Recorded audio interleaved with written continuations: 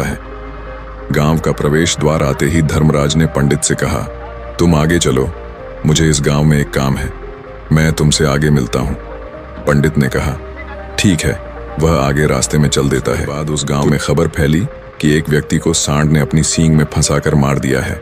जैसे ही सांड ने उस व्यक्ति को मारा, ठीक कुछ ही देर में धर्मराज पंडित के पास आ गया और फिर दोनों चलना शुरू कर देते हैं और चलते चलते एक दूसरे गांव के द्वार पर पहुंच जाते हैं। उस गांव के बाहर एक बड़ा और विशाल मंदिर बना हुआ था।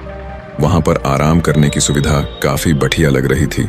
पंडित के दोस्त का घर अभी वहां से बहुत दूर था और रात भी होने वाली थी, तो पंडित ने धर्मराज से कहा, रात होने वाली है, पूरे दिन चलते चलते थक भी चुके हैं और भूख भी लग रही है, तो यहाँ पर भोजन करके यहीं पर हम विश्राम कर लेते हैं, फिर सुबह के समय आराम से आगे की यात्रा जारी करेंगे।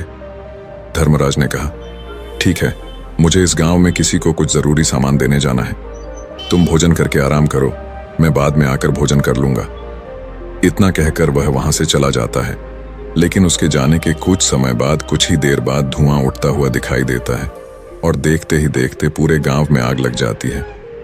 पंडित ने हैरानी से सोचा कि यह धर्मराज जहां भी जाता है वहां कोई ना कोई अनहोनी जरूर हो जाती है, कुछ तो गड़बड़ है इस व्यक्ति में। लेकिन पंडित ने रात्रि में धर्मराज से कुछ भी पूछना उचित नहीं समझा और वे दोनों सो गए। सुबह होते ही दोनों फिर से अपनी यात्रा शुरू कर देते हैं। कुछ देर चलने के बाद रास्ते में फिर से एक गांव आता है। धर्मराज ने फिर पंडित से कहा, आप आगे चलिए, मुझे इस गांव में अपने मित्र से मिलने जाना है, मैं अपने दोस्त से मिलने के बाद आगे रास्ते में मिलूंगा। यह कहकर धर्मराज वहां से चला गया, लेकिन पंडित इस बार आगे नहीं गया। वहीं खड़ा होकर धर्मराज को देखता रहा कि वह कहां जा रहा है और क्या करता है।